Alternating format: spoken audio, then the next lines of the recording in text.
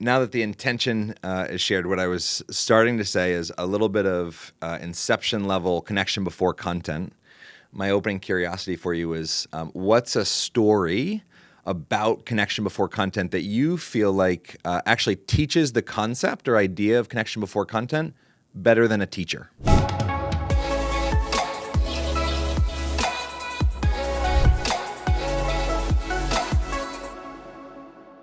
Well, I was just with the Cleveland Guardians, and they decided that their connection, players with each other, coaches with players, coaches with coaches, the president, the general manager, is the basis of their success on the field.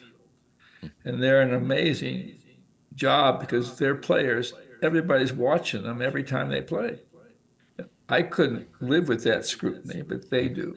And I think what's critical is that connection is an experience, it's not a concept.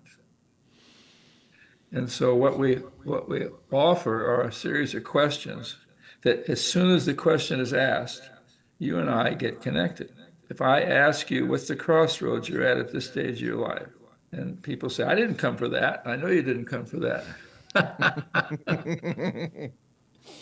As soon as that question's on the table, it says something. The questions scream. They declare, and they say, you have a choice about what's going on with you. And I don't care how you answer. I don't care if your crossroads are deep or shallow.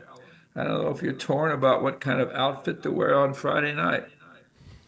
But it presents the world as a choiceful experience. And that's how we get connected, through our vulnerability and the experience of curiosity replacing prescription. When you just said making something to the effect of making the world more choiceful for people, for me, this is giving power back to someone that has previously given that power away. Yes, it's offering them. You're not giving anything back, because that would imply that you had it. And so I don't want to empower people, because then I'm still in charge. I'm still cause and their effect. But what you can do with me and for me is to constantly confront me with my freedom by the questions you ask, by your own vulnerability, and by your unwillingness to prescribe and tell me what's best. When you say leader as convening, leadership is convening. And that says that leadership is not being a role model. Anytime someone knows what's best for you, they've colonized you. And what you're helping people do is not to accept the colonizing instinct of the dominant culture. And all of our language is colonizing. I'm a coach, I'm a mentor, I grow people. HR says we're in the business of talent acquisition. Oh, really? Oh, you're going shopping and I'm on the shelf. I hope you make a good purchase decision. We want to retaining bonus. Okay, retention bonus is a way of saying that you're a commodity, and I will keep you here longer if I just raise the price. So we have all these protocols. They're royal protocols, and what you're doing, Chad, is create an alternative. I'm not arguing against it. Okay, you want to be purchased? You want to treat your boss as if they're cause and you're effect? I'm offering you an option that you can take. And so to me, leading is convenient, and the big shift is I want you to get connected to your peers and find from them what you thought you would get from the boss.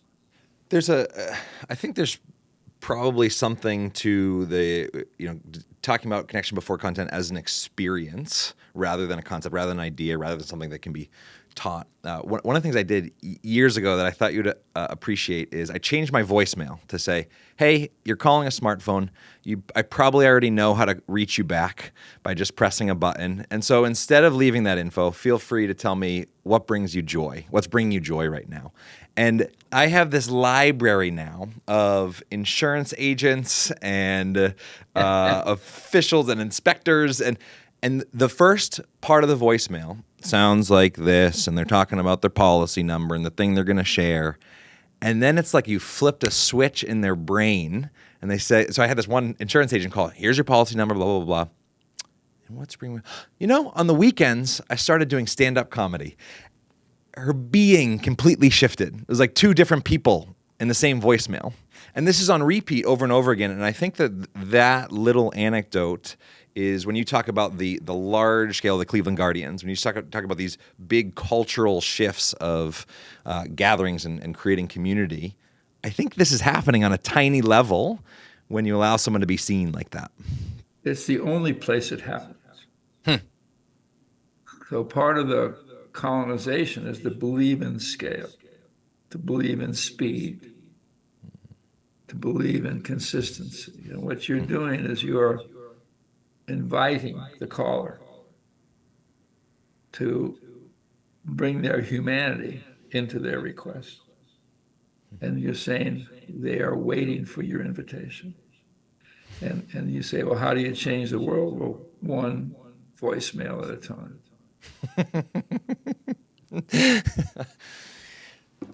So, there's a way of this convening. So we chat a little bit about this leadership at convening, but I think that this is a secret of leadership that very few leaders that I've met are told and invited into. And so I'm curious, we've said leadership as convening. What does that actually mean to you? What is leading by convening? Well, I would say leading is convening. And leadership means, are you here to help people be accountable for the well-being of the whole? Or are you here to help them follow instructions? Okay, are you here to help them get on board?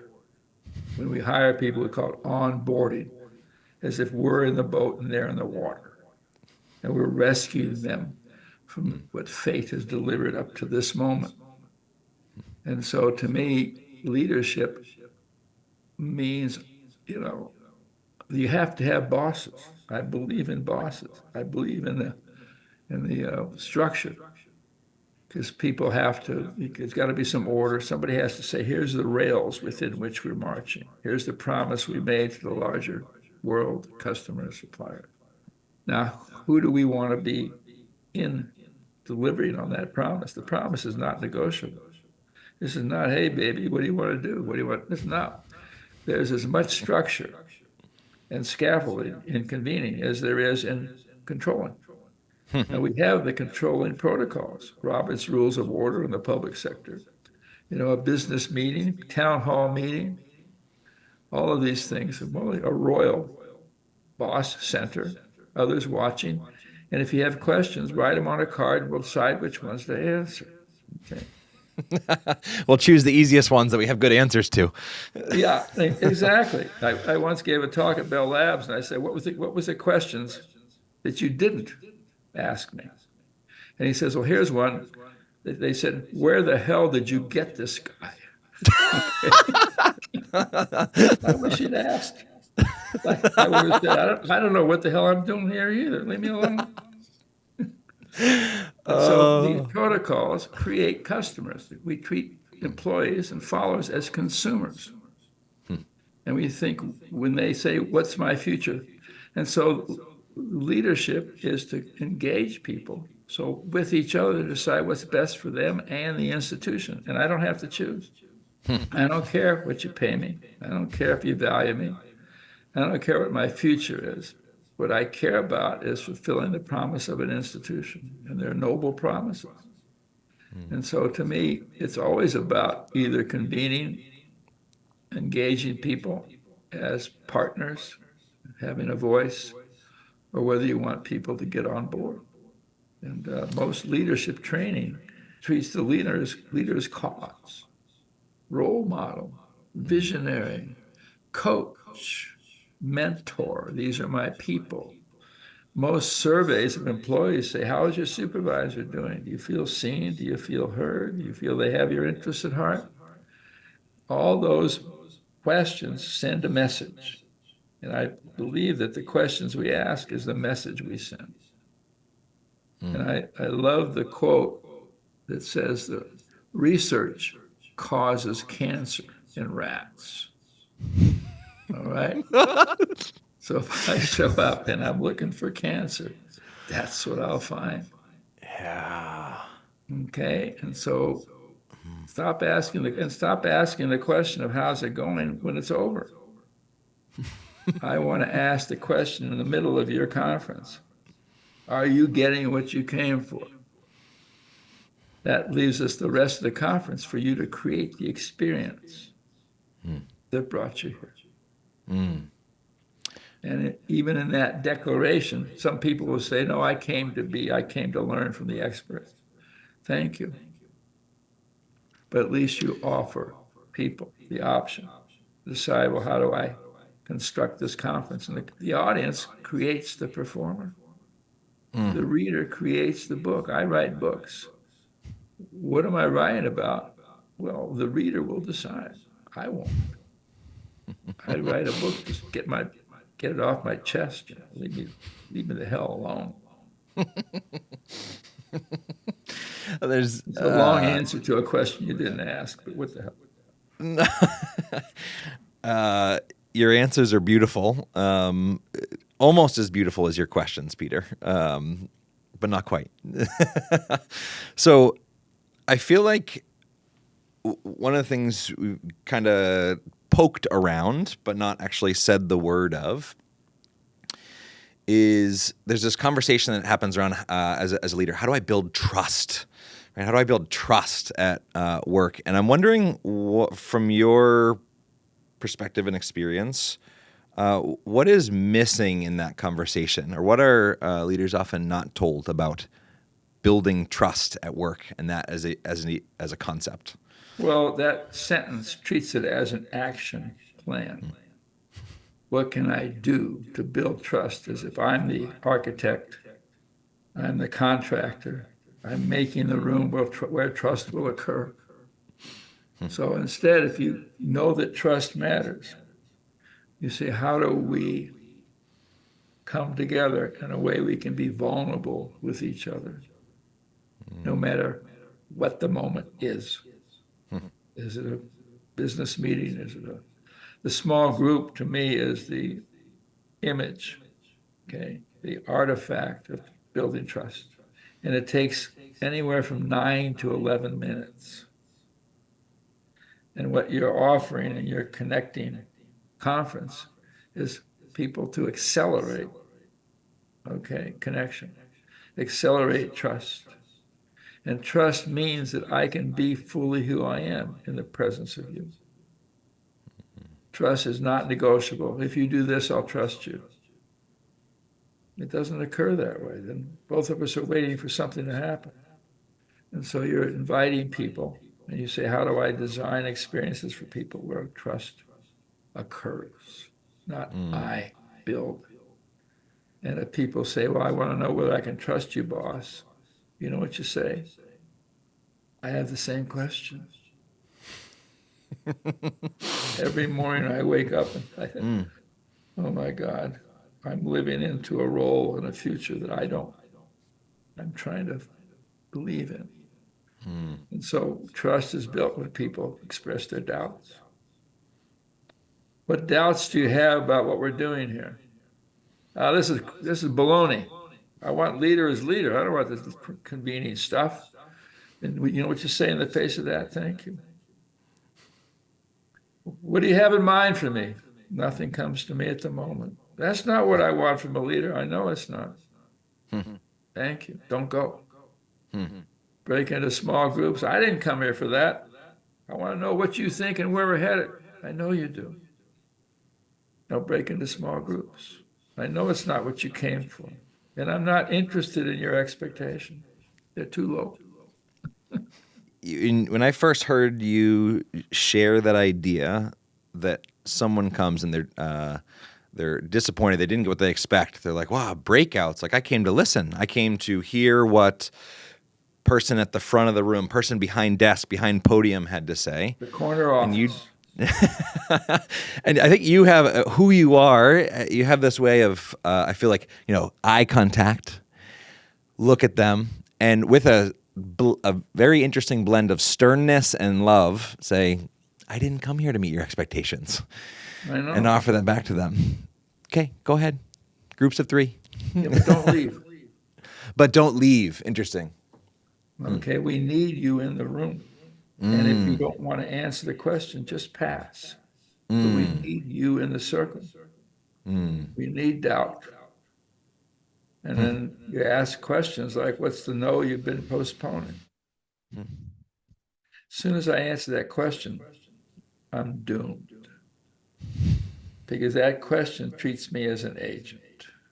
And you say, what's the culture you're trying to build? A culture where people feel as agents for the well-being of the baseball team, the business, the classroom. I want to run a classroom where students feel they're responsible for their own learning to some extent. Now they need me. I have content, but I need to feel safe with my peers to use that content. So a lot of people are wise, have expertise, but the question is, how do we show up together? So people will act on what they know.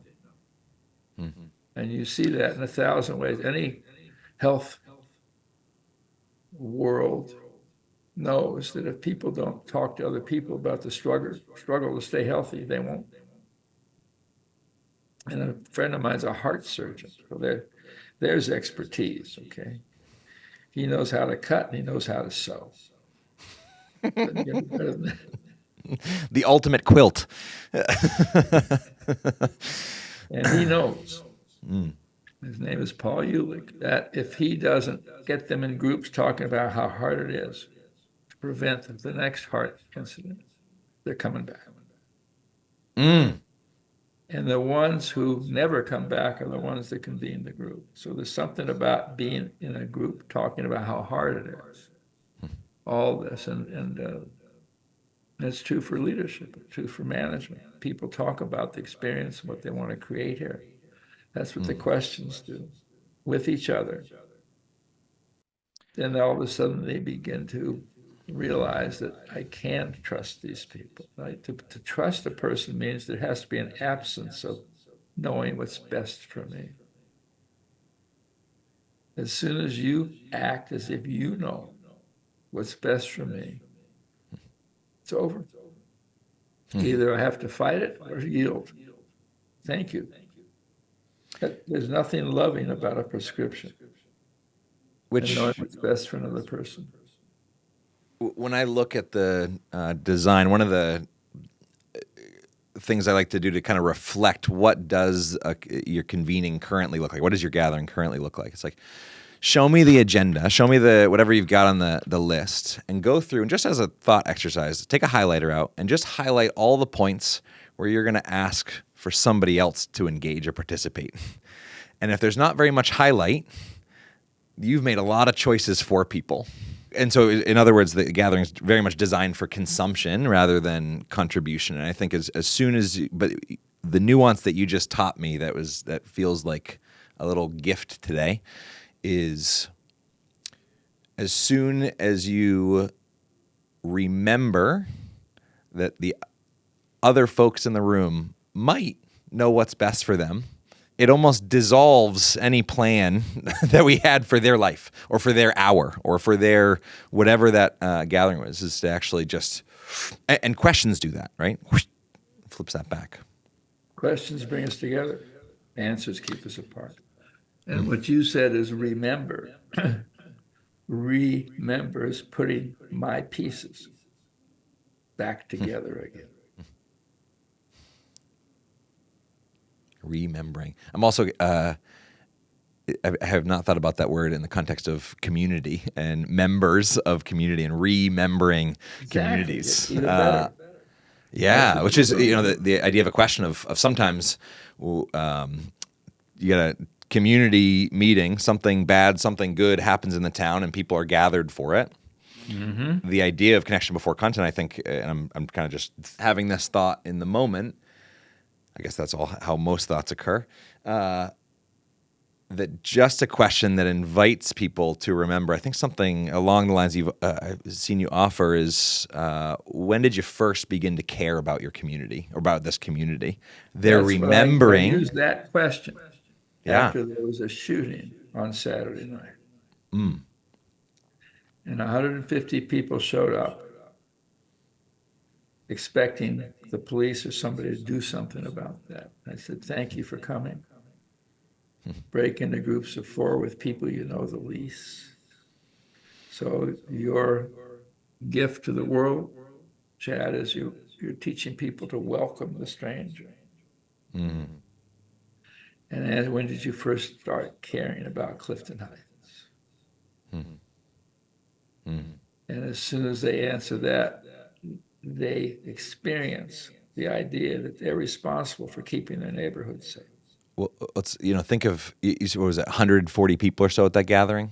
140 people. How many of those people came with a finger pointed at police, pointed at something, someone? And as soon as you're in a group with 3 other people, how terribly awkward, just metaphorically, would it be to point at somebody in a group of 3? So it's, yeah, you're turned in a little bit. And the police join as a member. You are not here to make promises you can't fulfill or be blamed for what you didn't cover. So I'd love to show you your own work in a minute, and do something that I think we'll both Let me offer enjoy. one more Yeah. protocol. Yeah. Part of the experience of ownership is to stop in the middle and say, are you getting what you came for? And that's what a midlife crisis is about. Okay.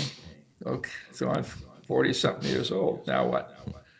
But let's do it each time we meet. So let me ask you, are you getting what you wanted from this conversation, Chad? Very much so. I've got a big smile on my face this whole time we've been chatting. I'm getting what I came for, because I came with a bit of a structure and a plan, and we're very beautifully not sticking to all of that. And that's actually what I wanted. Thank you. Okay. And you just check, because then we have time to do something about it, to ask people at the end, how was the conference? Is useless. It's totally useless. I'm curious. So one of the ways I'm considering inviting people at the beginning to not contribute based on what I'm asking them to share, type, talk about in breakouts, but more so invite them into the role of contributor, or they're the potter. They're not the clay. I'm not shaping them and their experience. They're actually the one that's shaping and creating the cause. Thank you. And so I had this idea, and I don't think the language is right. This idea of suggestion box has a certain anonymity to it, like drop in, like change the temperature. But there's some there's something though about the idea of inviting people to create an experience for themselves, and while they're in the middle of it, to be thinking about, how would I love to shape the second annual version of this? How would I love to, and I guess you'd shape it the first annual while you're in it. But what is the alternative to a suggestion box? That's a little bit of an odd question. You ask people in pairs or 3s or 4 questions, right? How valuable do you plan for this conference to be? How participative do you plan to be? How much risk do you plan to take? And to what extent do you care about the well-being of everybody in this room? All right?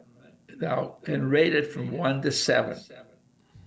And 1 being not at all, 7 being absolutely, and please feel free to give 1. So I'm asking them to participate from the very first moment, and that carries the message that you're here Now, I have a job to do too. Hmm. I didn't bring you together to break you into small groups for 2 days. There is a place for knowledge and wisdom and expertise and design. I love those four. I don't know that you call them. I call them contribution questions. When I Agency pick question, them up, there you go. not what I The came one to that contribute, but what I came to create. that's an interesting shift. The third one, what level of risk are you willing to take to make that happen? Struck me because something that I found myself saying that I do still believe to be true, but you've added some nuance, or I've heard, am finding some nuance in that third question. And so I believe it to be true that some of the best leaders do a really good job at assuming the social risk for people to jump into conversations that matter to them. So not assume all the risk and make it totally safe, but assume the risk to say, which is for me, leadership is convening. It's the idea that you come together and if I just let the organic, how was your weekend, whatever, show up in the morning, it's not quite as compelling as if I said, hey, our time is really precious. Can you just tell me what's an interesting conversation you've had lately that Okay. matters to you? And can we just go around and spend a few minutes and depending on the meeting size, in small groups, et cetera. But when I have that mindset of the leader is assuming, or facilitator is assuming the social risk in that moment, I don't think it fully honors and highlights and invites people to remember that there is risk in you staying. I want you to stay, but there's risk in you staying. I don't know what's about to happen. We are entering the land of unknown. There's no PowerPoint. Exactly. And this is, and even your question, what's the conversation you've had lately, is a story about the past. You could say, what's the conversation you came to have? Okay. Now, it doesn't matter. There's no time to get picky. But I'm just saying, even in the smallest thing, you say we came to create something, because all of my memory is fiction. Okay, I can tell you what happened in my life, but then I made meaning out of it. And in a way, we come together to create an alternative story. That's what you're doing in the world. That's why you got 500 people interested, because they feel there's something here they can't find in the typical place. So let me hold up a picture for you to see or re-see. So you've got on your site a lovely little kind of podcast style docu-series of these 6 conversations that you talk about in community and forming the structure of belonging. And I'm going to link to those videos because I think they're lovely. But one of the things I noticed as I was prepping for our chat is that they were posted 4 years ago. And 4 years is how long it takes most people to get a college degree. And so you've got, knowing you've probably picked up a few college degrees in the last 4 years. And so I'm wondering if I can invite you into a bit of an experience to boil down a bit of the essence of each of these 6 conversations. And I'm choosing that word essence really intentionally because I don't want the like the short, too long, like give me, explain the invitation conversation in 30 seconds. But I am interested in what is the essence of the invitation conversation. And I'm wondering if in a somewhat rapid fire, I take out my pencil and we make some notes, if you're willing to just share a little bit about what, for you, the essence of the invitation conversation is, and bounce. And you tell me when you're ready to bounce. We'll go at your pace. I'm ready. All right. So these conversations, as they're named, are as close to I can't improve on them anymore. And so they're a result of years and years of looking for those conversations that people don't know how to defend against. And the essence of invitation is to say, you decide whether to be here or not. And if you come, something will be required of you. Don't come as now, I don't say this, but don't come as a consumer. You might. Don't come to be entertained. None of the speakers are dynamic. motivating, or charismatic. Now, I hope they are. Good luck with me. Not going to happen. And so, but the invitation says, we want you to choose to be here. And in that, I make a commitment. Here's our intention. All right. And here's what will be, you'll be in small groups and you'll help create the experience for all of us. Please come. Period. Which is really different than being at Sales work and calls. just getting a calendar invite and being expected to show up with no context or intention, and definitely not an invitation. It's just you work here, we're paying you, I expect you to be here. It's like, that's so different. I expect you to be here or to sell the hell out of it. Say, look at this amazing list of speakers you've ever heard. Okay, as if the speakers were the point. Now, you may have to do that to draw a crowd. But my friend Peter Kestenbaum said once, all marketing is pornography. And that you may have to promise something, but you also let people know that something will be required of them if they come. And write the calendar invite. There's no easy way to do it. So let's go to number 2. Possibility. Okay, the Can't skip past possibility. Crossroads. So we're not here to problem solve. We're asking you, what's the crossroads you're at this stage of your life? Now, see, any of these conversations, now, are there 6, are there 8, are there 12? I don't care. You spend your life collecting conversations that work in the world that you inhabit. But possibility means I came here to create a future. I didn't come here to reform the present. Most people come to problem solve. Most reform efforts help things be a little better, but we're trying to shift the context within which we create an organization or a life or a neighborhood. And it begins with, what's the crossroads? What's the choice you're facing now? As soon as I tell you my crossroads, I've owned myself as a person with choice. And I don't care what age you are, acknowledge the fact that no matter how much experience we have, we still don't know. Not knowing is the gift. We reclaim our humanity with each other by not knowing. Certainty is the opposite of love. Certainty is the opposite of trust. And that's a big shift, especially in today's world. You said something when you sat down in Cincinnati. You got to go in a few minutes. Got it. You said something in Cincinnati that was when somebody's talking about a problem to you. And you said, have you given this speech before? It's like, okay, great. How long does it take? It's like, problems are certain. Possibility lands people in that uncertainty. All right. Flipping on lightning round. Ownership. Ownership is I'm going to act as if for everything I'm complaining about. What I'm complaining about is true. There is suffering in the world. There's violence in the world. But talking about it leaves me feeling helpless. Protesting, waiting for the mayor, the president. I mean, the conversations we have nationally are just silly. He's not going to get me a job. He's not going to buy me a house. Ownership says no matter what I care about, what's my contribution to that existing in the world? And it turns me into an actor, to a citizen instead of a consumer. And if I can't answer that question, that's my contribution.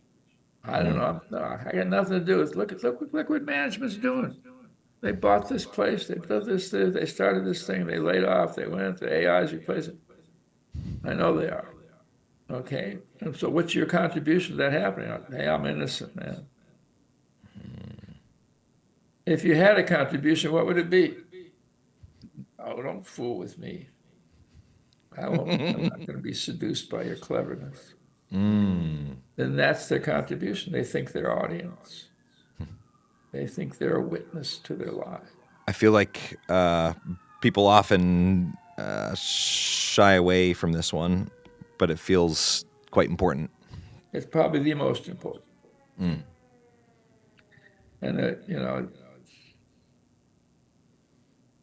it's the basis of commitment.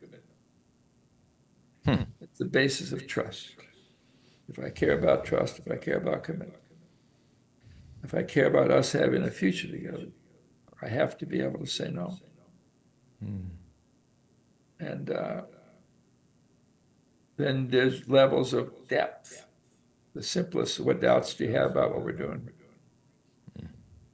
Another one is, what's the no you're postponing? Oops. What's the yes you no longer mean? Oh no. What's the forgiveness you're unwilling to give? Leave me alone, for Christ's sake. What's the resentment you have that nobody knows about? Are you kidding? What is this, therapy next? I have to go, when's the break? And it doesn't matter if we answer them. It's just that these are the landscapes, the dimensions, the scaffold of commitment. Because if I can't say no, my yes doesn't mean anything. And commitment then is a promise that I make for its own sake. It's a covenant. It's a yes I'm giving. It has nothing to do with your response. It's an alternative to barter. If you'll do this, I'll do that. That's no commitment, that's a deal. Mm-hmm. And so what you're doing is you're asking people, what's the commitment? What's the promise you're willing to make with no expectation? And again, it's in the asking of the question that you construct a culture. And it seems like if you skip over this, it's like a steamroller that ignores people's doubts and then asks them to commit to something. Means nothing. Seems unfair. Yeah. Means nothing. This conversation has been a gift, Peter. What's the sixth conversation about? Exactly. It's taking the conversation of deficiency, of self-improvement. Self-improvement can be considered an act of violence because it says I'm not enough. And it ignores the fact that being human, I'm wounded at the moment of birth. Okay. And you're this, you're that, that's because I'm human. And the gift doesn't argue against, of course I have deficiencies. Of course I want to stop interrupting people someday. It hasn't happened yet, but I hope it does. But it says, no, let's talk about what the gift, and the gift is the most confronting question of all. As soon as I tell you that my gift is I have a gift of translating things from different parts into accessible ideas I can act on. As soon as I say that, I'm in trouble because now I have to live into it. I have to take it seriously. And I don't know what my gifts are. That's what I need you for. I don't know what I've done in this, or our conversation. I could ask you, what gift have you received in this conversation? I'd love to answer that. I said I'd love to answer that. Answer it when we're done. I think I've become very committed to making connection easy. And I still am very committed to that for nuanced reasons, not just because I think people have a short attention span and we need to boil it down. I think that making that entry point. But I think the gift that you gave me in this conversation, you bridged some of the easy, like the voicemail, right? You bridged the voicemail with a totally different culture of a baseball team. And those two, I think, are actually closely intertwined. And for me, you broaden my perspective of what is possible with connection before content. I think because of my focus on easiness, I've actually made it too small. And that's a gift. So thank you. You're welcome. I like hearing that. And the gift you are is the depth of your curiosity. And you take the small things seriously. And what an artist does is they see the nuance, the subtlety of experience. And to me, every moment is a mixture of method, voicemail, small group, and metaphor. Here's the larger meaning of this moment. And we just said about bringing these together and seeing them as one and the same, just different dimensions. It's beautiful. And you're an affirmation to me that the foolishness that I'm engaged in might have meaning. The doubts never go away. I don't care. I don't care how many Nobel Prizes you've won. As soon as you step down from the podium, go back to your office, you say, what the hell am I doing here? And so you're extremely affirming and very generous. And what you're doing is much more powerful than any protest on any street. And that's what I have to keep having faith in, getting people connected and holding them, being accountable, creating our world. Sometimes it seems pathetically minuscule. But maybe that's the point.